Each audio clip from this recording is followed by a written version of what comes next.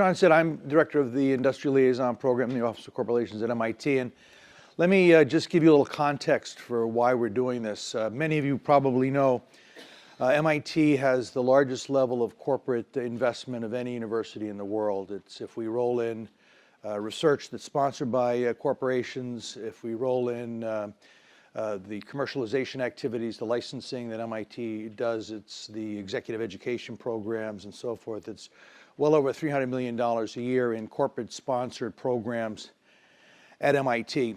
The Office of Corporate Relations, a lot of the work that we've done has been linking large, let's say Fortune 1000 R&D spending leaders globally to the MIT community, typically by introducing them to faculty who are doing research that's relevant to their interests, and also to help corporations express their interests in the kinds of research they'd like to see accomplished at a place like MIT. But one of the things we've noticed over the recent past is a lot of the large corporates, as part of their open innovation strategies, are saying not only do we want to have special relations with the research side of universities like MIT, but we'd also like to access the spin-outs and the startups that are coming out of places like MIT. And MIT has a very, very vibrant ecosystem, as you know from being in the area, around startups. So it's estimated that every year MIT spins out between 50 and 100 startups. 25 spin out with intellectual property coming out of MIT. MIT, incidentally, is the largest level of intellectual property that's spun out of any university other than the entire University of California system.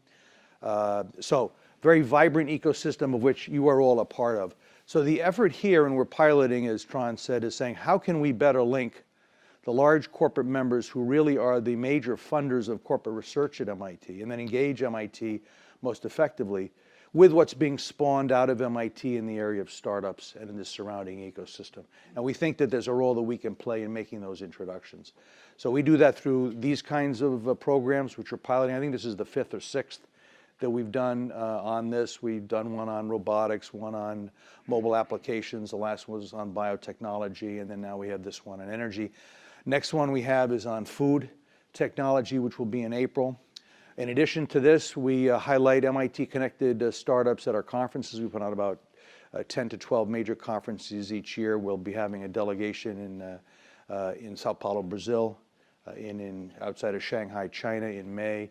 So those are other opportunities for startup companies to participate with us, to make contacts with large corporate venture arms or new business development arms that might be more difficult for you to access here in just out of the Boston ecosystem. So that's the objective of what we're doing here through this program. And I invite your feedback to any of the staff that are here. Sherry Brador is over here. Tron, we just heard about. Enrique is over here. So we'd love your feedback to how to make this more relevant to all parties. So thank you for that. Let me also acknowledge that without the support of the faculty of MIT, we have Professor Sanjay Sarma, who will be speaking here in a little bit. Dr. Rob Stoner will come from the MIT. Lou Carosa is here from MIT as well. So I want to thank all of you for coming and participating. So with that, enough of the introductions. Let me introduce our first speaker from a major corporate partner of MIT, Saudi Aramco. We have, over the years, a tremendous relationship with Saudi Aramco in research. They're a member of the MIT Energy Initiative, as well as a sponsor of various other programs, both at MIT and, in fact, partnering with us in the Gulf as well on a set of other educational programs I won't mention. So let me introduce Corey Stefik, who's the Managing Director of North American Venture Capital at Saudi Aramco Energy Ventures. He was telling me earlier that he's been with Saudi Aramco in Houston for the last 3 years or so to launch the venture arm of Saudi Aramco in the U.S. Before that, he was with a number of energy-focused companies, including Solar First and Altera Group. Today, he's offered to talk with us on corporate venturing perspectives on external innovation. So please welcome Corey. Thank you.